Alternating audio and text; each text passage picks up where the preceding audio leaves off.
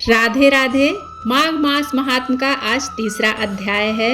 माघ मास के महीने में इन कथाओं को सुनने से जीवन के समस्त कष्टों से हमें मुक्ति मिलती है। भगवान का नाम जाप हम जितना ज़्यादा करते हैं अपने जीवन में उतनी ही स्थिरता आती है, सुख और शांति में वृद्धि होती है।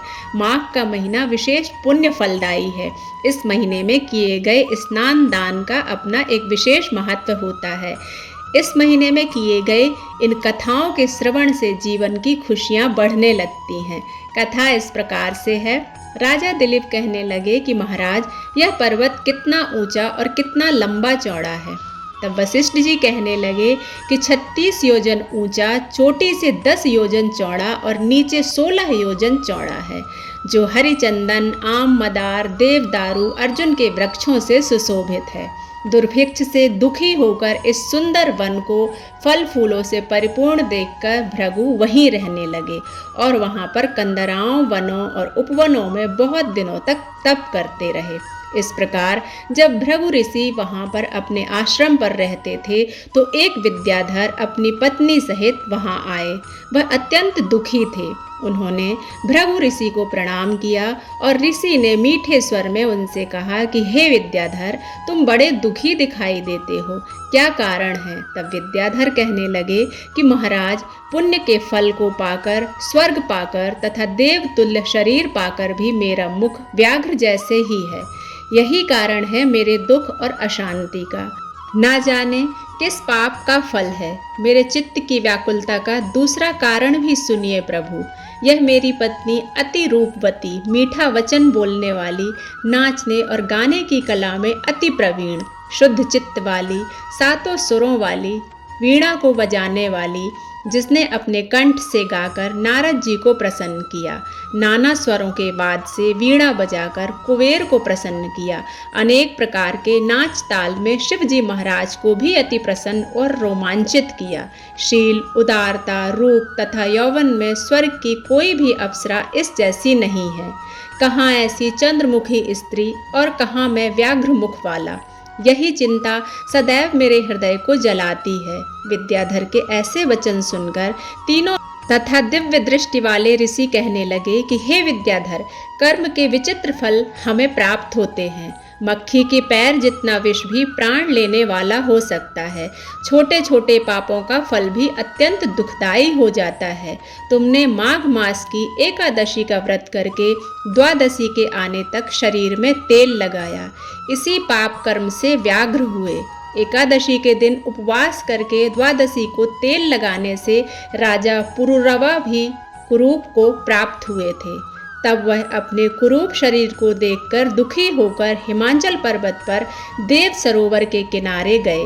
प्रीतिपूर्वक शुद्ध स्नान कर कुश के आसन पर बैठकर भगवान कमल नयन, पीताम्बर धारण किए हुए, वनमाला धारण किए हुए भगवान विष्णु का चिंतन करते हुए पुरुरवा ने 3 मास तक निराहार रहकर भगवान का चिंतन किया। इस प्रकार 7 जन्मों में प्रसन्न होने वाले भगवान राजा के 3 महीने के तप से ही अति प्रसन्न हो गए। माघ की शुक्ल पक्ष की एकादशी को ही प्रसन्न होकर भगवान ने अपने शंख के जल से राजा को पवित्र किया। भगवान ने उसके तेल लगाने की बात याद दिलाकर सुंदर देवताओं का स्वरूप उसे प्रदान किया, जिसको देखकर उर्वशी भी उसको चाहने लगी और राजा सुकृत होकर अपनी पुरी को चला गया। भृगु ऋषि कहने लगे कि हे विद्याधर, इसलिए तुम क्यों दुखी होते हो? यदि तुम यह अपना राक्षसी रूप छोड़ना चाहते हो तो मेरी एक बात मान लो। जल्दी ही पापों को नष्ट करने वाली हेमकूट नदी में माघ में स्नान करो, जहाँ पर ऋषि सिद्ध देवता निवास करते हैं। अब मैं इसकी विधि बतलाता हूँ। तुम्हारे भाग्य से माघ मास आज से 5वें दिन ही आने वाला है। पौष शुक्ल एकादशी से इस व्रत को आरंभ करो। भूमि में सोना, जितेंद्रिय रहकर दिन में 3 समय स्नान करके महीना भर तक निराहार रहो। सब भोगों का त्याग कर तीनों समय शिव जी का स्तोत्र, उनके मंत्रों से उनका पूजन करोगे तो तुम्हारा मुख कामदेव के समान हो जाएगा और देवता भी तुम्हारा मुख देखकर चकित हो जाएंगे। अब तुम अपनी पत्नी के साथ सुखपूर्वक अपना समय व्यतीत करोगे। माघ मास के प्रभाव को जानकर सदा माघ मास में स्नान करो। पाप और दरिद्रता से बचने के लिए मनुष्य को सदा यत्न पूर्वक माघ मास में स्नान अवश्य करना चाहिए। यह स्नान सब दानों में सबसे पुण्य फलदायी है। यज्ञों में सबसे बड़ा यज्ञ है। पापों का यह नाश करता है। वशिष्ठ ऋषि कहते हैं कि हे राजा, दिलीप की यह कथा भृगु जी ने विद्याधर को सुनाई।